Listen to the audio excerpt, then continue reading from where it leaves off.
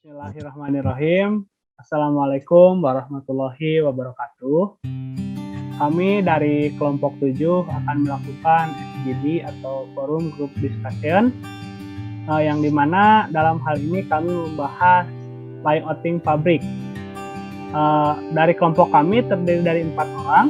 Yang pertama ada Pak Haji Suparji, terus saya sendiri Anggi Permana, terus Kang Irfan Maulana dan Andi Gustiawan. Dalam sesi kali ini kami mendapatkan 2 pertanyaan. Yang pertama ada dari Kang Iman, bisa di-next. Pertanyaan ini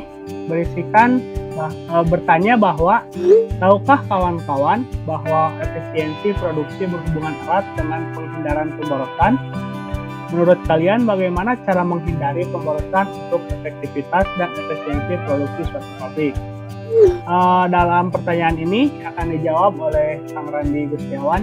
Silakan. Menurut kelompok kami, dalam aplikasi Lean, pemborosan itu harus dieliminasi. Pemborosan merupakan aktivitas yang tidak memiliki nilai tambah.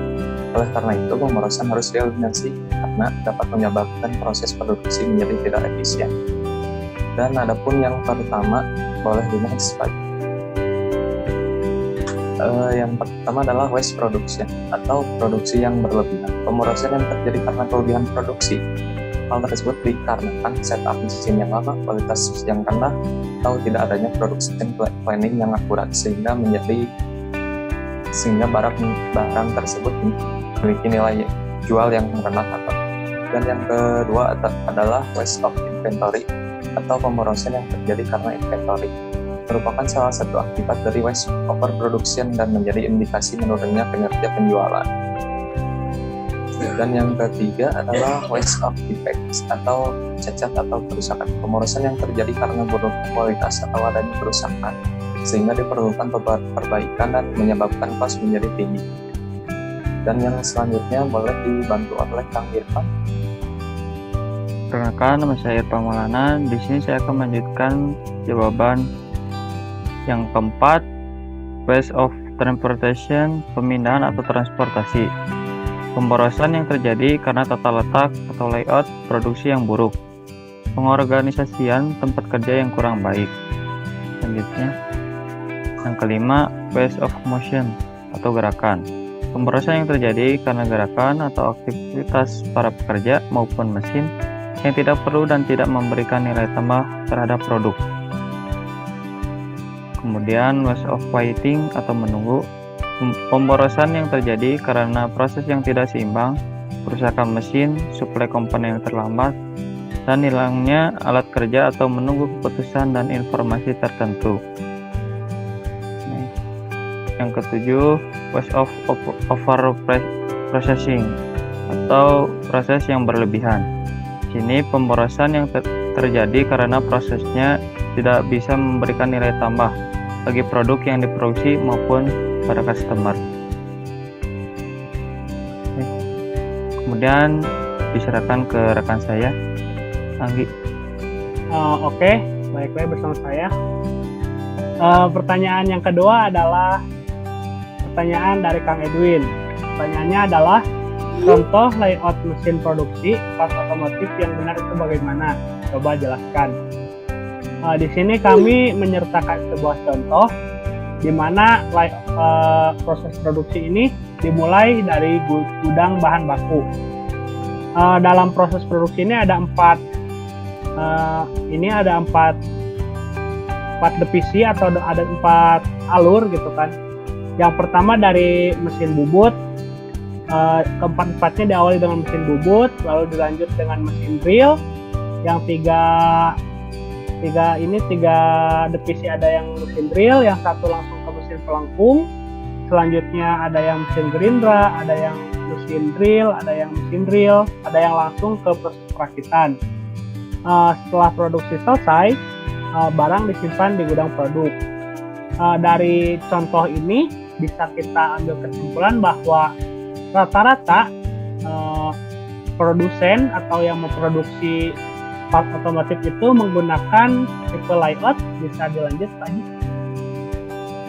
Nah, tipe layout yang digunakan adalah layout proses atau functional layout, di mana mesin dan peralatan yang mempunyai karakter tertentu atau fungsi yang sama ditempatkan dalam satu departemen. Seperti tadi, mesin drill satu departemen, lalu dilanjut ke mesin buindra, mesin lengkung, gitu kan ditempatkan dalam satu departemen. Tapi dalam satu arus produksi yang berbeda, gitu. Jadi bisa memproduksi berbagai variasi part otomotif seperti itu. Untuk sisanya, misalkan mesin bubut, mesin tidak, mesin las, layout proses dapat digunakan sebagai suatu tipe yang menyediakan keleluasan output. Di mana dalam contoh tadi ada 4 alur, gitu kan ya. Yang satu bisa digunakan untuk memproduksi gear, yang satu bisa digunakan untuk memproduksi baut, yang satu bisa digunakan untuk memproduksi rangka, bodi, dan lain sebagainya. Seperti itu. Layout ini juga cocok untuk proses manufacturing yang terputus-putus, di mana setiap proses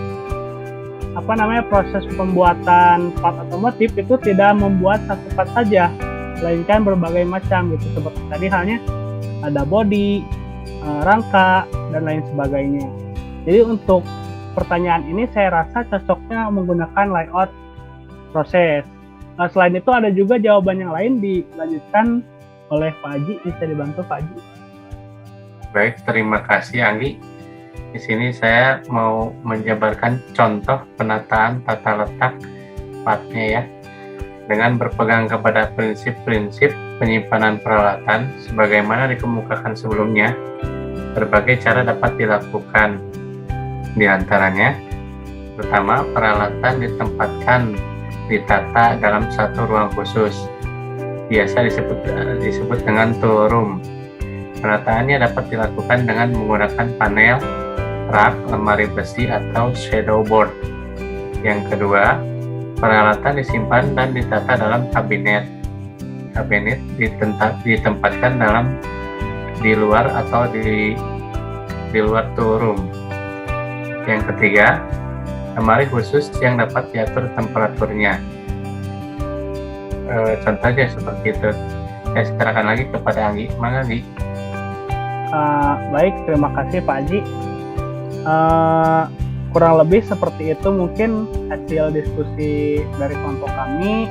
Semoga membantu, semoga menjawab. Terima kasih telah menonton dan semoga mengedukasi. Akhir kata dari kami, wassalamualaikum warahmatullahi wabarakatuh.